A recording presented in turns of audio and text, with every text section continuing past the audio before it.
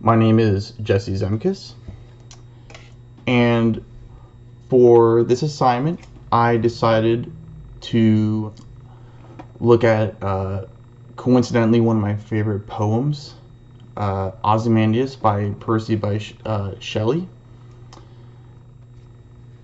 Before I initially begin to look at some of the literary devices, some interpretations of the poem, I think it's maybe a little important to discuss the background of Shelley, who was born in 1792. Was made known.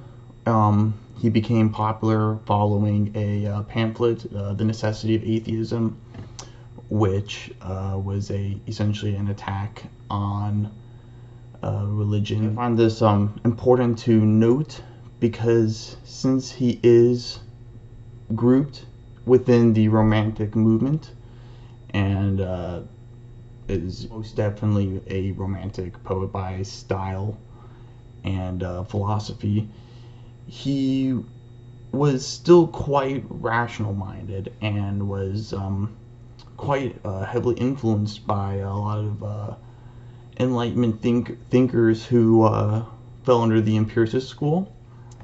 And I think it's important to note that when looking at this poem and analyzing it. And some of the literary devices that I found to be the most prevalent and most important were the imagery, the rhyme, metaphors, and enjambments. So, reading the poem,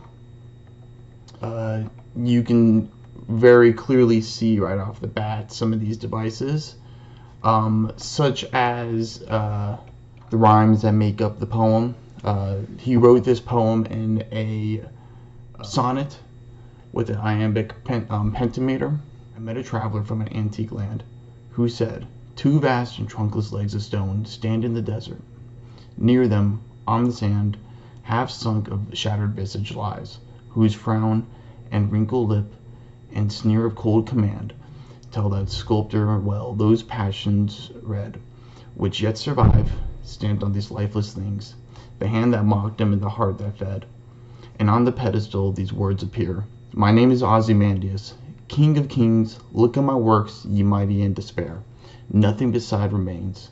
Round the decay of that colossal wreck, boundless and bare, the lone and level sands stretch far away." And this poem is quite complex, like most of Shelley's poetry. And there's a lot of literary devices that kind of I can see going unnoticed unless you are paying attention. One of those I want to touch on is the enjambment. And that can be seen, for example, in the beginning of the poem, who said, "Two vast and trunkless legs of stone stand in the desert."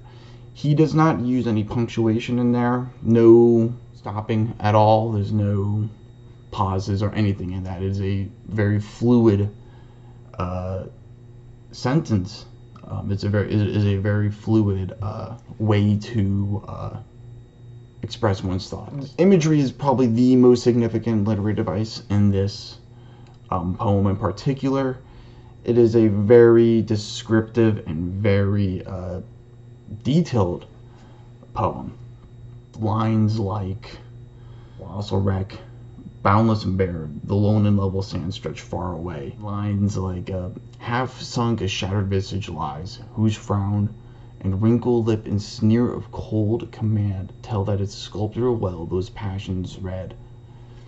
This is very complex imagery, and I would say when writing this, the purpose of imagery like this is to really leave an impression on the reader, really make them sit down and think, which brings back to what I mentioned earlier about him being more of a rationalist in a way, and despite being a romantic, and even in his one as a defense of poetry, he argues that how poetry does have value, and there is rationale to it, and there is an appeal to the intellect.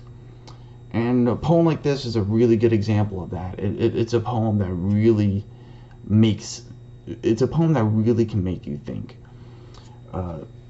just by the sheer literary devices alone.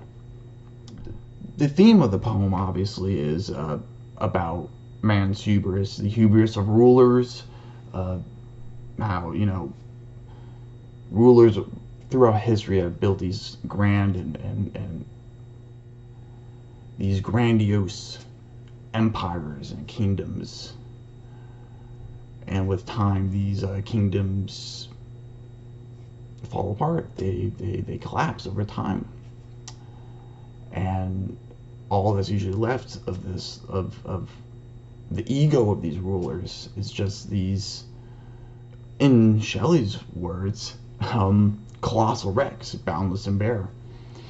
The metaphors that struck me too was even the choice of the title Ozymandias, which just because I've always since high school been a big fan of Shelley, is the Greek term for Ramses II, who was also known as the King of Kings. He's buried in the King of Kings tomb, which it really reminds me of the poem, and I see why Shelley would have picked someone like Ramses II, who was known for infrastructure, who was known for building building up the Egyptian empire, only for them to be just admired as archaeological artifacts, for us to and sit in awe of the sublime work left behind. But the literary devices, I really would say build this poem would be imagery, metaphor, but the metaphors aren't really in the lines themselves as much as the poem as a whole. The poem as a whole. The metaphor is really found more in the poem in its entirety rather than individual lines. While there are individual metaphors within the poem, the hand that mocked them and the heart that fed. But really, it's the entire poem itself is what the metaphor is, and the idea that it communicates, and the imagery, that literary device is used as a means to really to communicate that idea, to communicate Shelley's take on man's hubris, the hubris of rulers, the hubris of men who strive to create these grandiose, huge kingdoms, conquer lands, to eventually fall to time itself.